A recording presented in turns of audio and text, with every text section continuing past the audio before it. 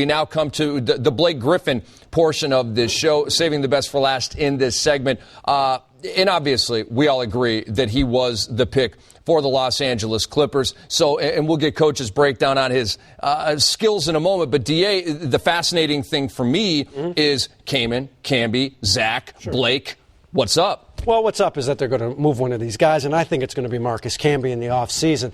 They did try to, and they may be Chris Kaman as well. It'll be one of those two guys. Zach Randolph is a guy that Mike Dunleavy likes an awful lot, runs his offense through him, so he's going to stay. Blake Griffin's obviously going to stay. I think Camby is the more tradable guy. Remember, Chris Kaman's got a trade kicker in his contract that makes him even more expensive than he would be normally if you traded him. So I think they'll trade Camby in the offseason. There'll be a lot of suitors, a lot of interest in him.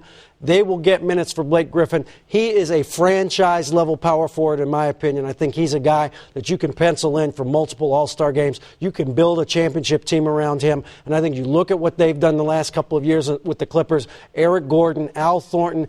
Again, I said this the other day, if Baron Davis will just meet Mike Dunleavy halfway, and Mike Dunleavy will just meet Baron Davis halfway, they could have a pretty good team in L.A. next season. Well, hopefully you being the mitigator right here on NBA TV has helped to build the bridge. Just run a little bit of fast break every once in a while, keep Baron happy. Just a little. Should we be, not we, but should the NBA, should the other 29 teams be a little fearful, be looking over their shoulder a little bit at the L.A. Clippers? Well, I wouldn't say that because only because of, I know you people because of their history and the curse and the whole thing. People say that the past does not matter, but I disagree. I think tradition says a lot. You always know the Yankees are going to be there. You always know the Lakers are going to be there. You always know University of Tennessee now, and you know University of North Carolina. Nice. It's going to be there. What about Michigan State? No, because you're not coach. You don't get the love. You don't get the love. We're going to be there. The history tells you the direction of a franchise, and there's never been an organization that like the Clippers, I think in pro sports.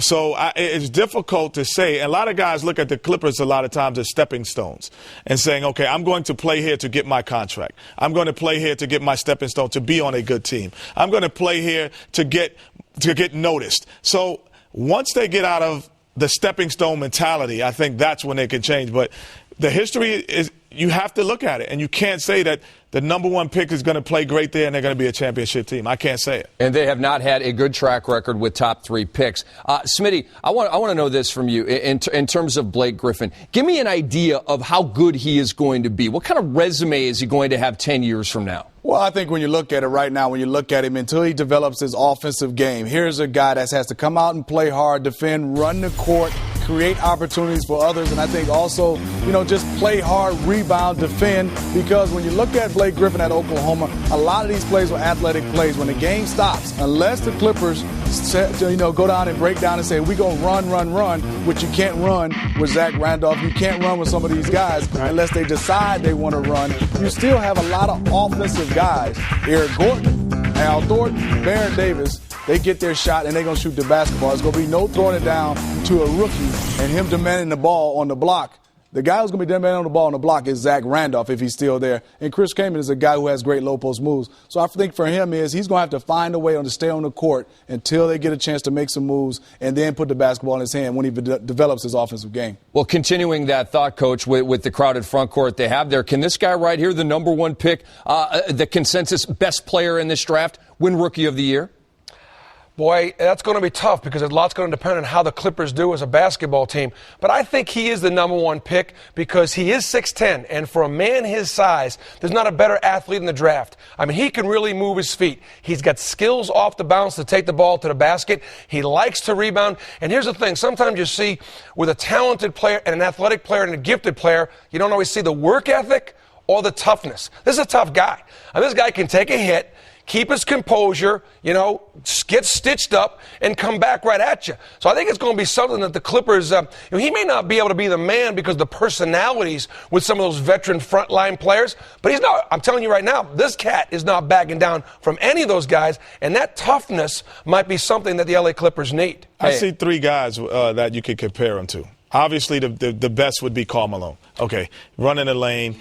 Big guys, big body, running the lane. Then somewhere in the middle would be probably Otis Thorpe, that I played with in Houston. Big guy, big body, but not the Karl Malone status. And then he could be maybe what's the guy from Louisiana Tech that was there? Randy White. Randy Wow. White.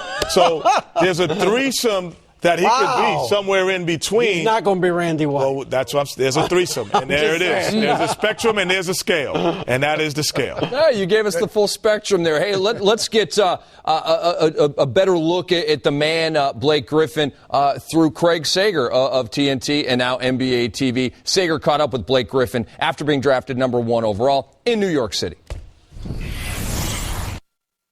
Well, for 6 weeks, the worst-kept secret is now official. Blake Griffin, the number 1 pick in the draft. And what was it like for you in this past 6 weeks, knowing what everybody else knew, that you're going to be a Clipper? It kind of put my mind at ease a little bit. But at the same time, I kept telling myself nothing's set in stone, and just be patient and wait. And it turned out to be how everybody expected it. We talk about the Clippers. Obviously, they have a bright future now. A new Clipper organization, Mike Dunleavy turning things around there. But the fact that they've won only 2 winning seasons in the past 30 years, what type of pressure does that put on you? I mean, not a lot, just because I know it's not all on me just to turn it around. I know that they have a lot of great players, and I'm surrounded by good players, and hopefully I can just come in and help out. For the past 14 years or so, you and your brother Taylor have been inseparable, always playing on the same team. What are your thoughts about Taylor sitting there at that table with you? When you go number 1, you know that he has a long wait before he's selected? That's the way he wanted it. He wanted to be there for me, and I want to be there for him. So, I'm excited about his opportunity, and I hope the best for him. All right, well, congratulations. Thank you very much.